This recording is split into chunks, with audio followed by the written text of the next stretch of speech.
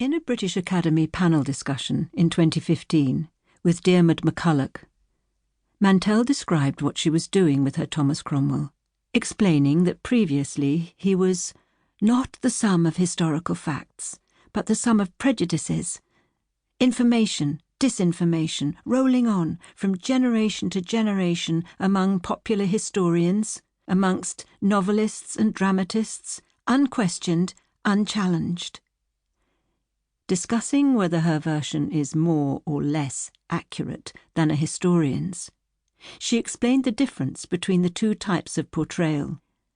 Popular historians, I think, are very much in the business of judging, issuing moral report cards on people, and academic historians who have a different view of Cromwell are in the business of evaluation, placing people, holding the backdrop steady and evaluating him. A novelist can't do either of those things. Your backdrop as a novelist is never still, because you are in the present moment with the people. There is nowhere you can stand to judge or evaluate. What the novelist does is try to wipe the slate clean and say, "You don't know this man, but you're about to meet him." As the figure responsible for the king's strength and authority in the north, an English-language Bible in every 16th century church, increased stability in Wales, and attempted economic and social improvements, like poor relief legislation, it is difficult now to view Cromwell simply as a power-hungry villain. Indeed, much of the fascination of Mantell's books is that his motives are never entirely clear, even to himself. Is he driven by ambition, revenge, fear, compassion, ego? To Mantell it's obvious. Just like everyone else, it's a mixture of them all. At the BA panel discussion, she clarified, "I have to portray the inner man, the world almost of unconscious motive, the Cromwell that Cromwell doesn't know, because he's made up, like all of us, of what he was, what he is in the present moment, and what he hopes to be." At the 2012 Edinburgh Book Festival, Mantell reminded the audience that her aim is to put the reader directly into those moments of history.